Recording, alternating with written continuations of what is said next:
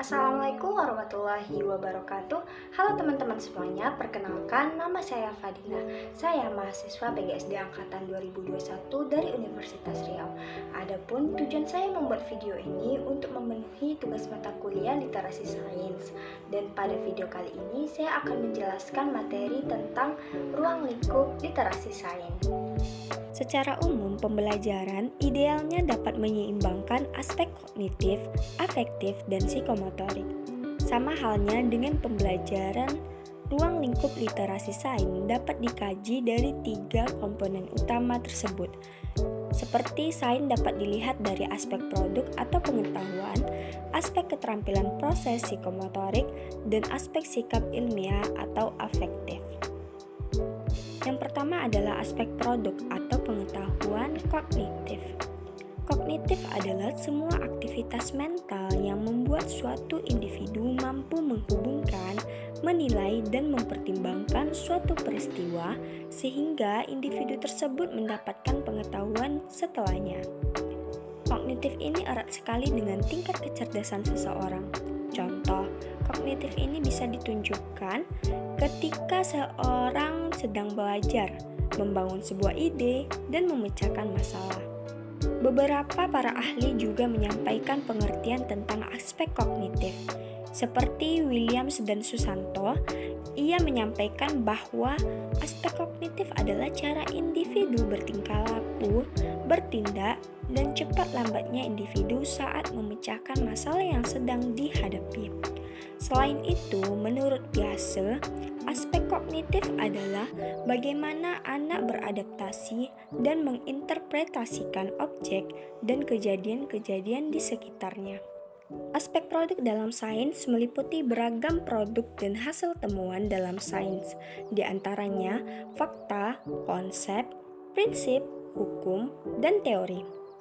Bagaimana cara mengenalkan peserta didik pada kondisi bencana alam, meningkatkan kepedulian peserta didik terhadap energi, air, pengelolaan sampah, dan menjaga kelangsungan keanekaragaman hayati merupakan beberapa contoh isu yang dapat diangkat oleh guru menjadi sebuah aktivitas untuk mengoptimalkan literasi sains peserta didik di sekolah dasar. Yang kedua, aspek keterampilan proses atau psikomotorik. Psikomotorik merujuk pada aspek gerak atau tindakan fisik yang melibatkan otot, saraf, dan otak dalam suatu aktivitas. Psikomotorik seringkali dikaitkan dengan keterampilan motorik, seperti kemampuan memainkan alat musik, menggambar, menulis, atau berolahraga. Aspek psikomotorik biasanya dipertimbangkan dalam pengembangan kurikulum dan evaluasi pembelajaran untuk memastikan bahwa siswa dapat memperoleh keterampilan praktis atau fisik yang diperlukan dalam kehidupan sehari-hari. Sebagai suatu keterampilan proses, sains merupakan suatu metode yang digunakan untuk memperoleh pengetahuan. Metode yang biasa digunakan dikenal dengan nama metode ilmiah atau metode keilmuan. Metode ilmiah merupakan perpaduan antara pengetahuan yang didapat melalui pikiran dan pengetahuan yang didapat melalui pengalaman. Francisco Bacon merupakan tokoh yang dikenal sebagai bapak metode ilmiah. Adapun langkah-langkah dalam metode ilmiah seperti 1. Sadar akan adanya masalah dan perumusan masalah. 2. Merumuskan hipotesis atau dugaan sementara. 3. Mengamati atau observasi atau penyusunan dan klasifikasi data. 4. Menguji kebenaran hipotesis melalui penyelidikan. Dan yang kelima, membuat kesimpulan. Yang ketiga, aspek sikap ilmiah atau afektif. Afektif adalah salah satu aspek atau dimensi dalam taksonomi Bloom yang merujuk pada aspek emosi, perasaan, dan sikap seseorang. Aspek ini menunjukkan bagaimana seseorang merespon terhadap suatu situasi atau pengalaman, bagaimana seseorang memandang nilai dari suatu hal, serta bagaimana seseorang berperilaku sesuai dengan nilai-nilai tersebut.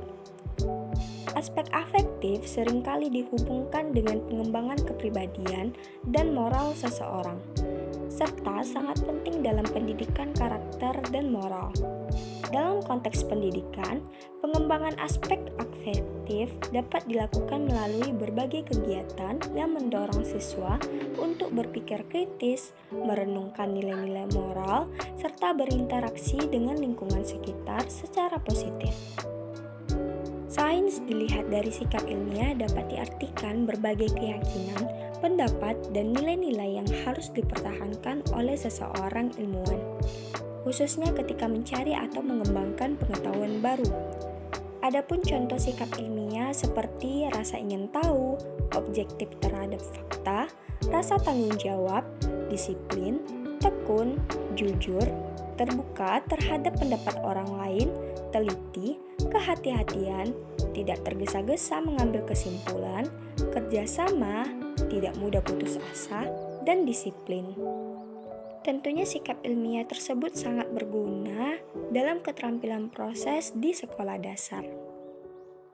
Baiklah teman-teman semua, demikian penjelasan saya mengenai materi ruang lingkup literasi sains. Semoga bermanfaat. Terima kasih. Wassalamualaikum warahmatullahi wabarakatuh.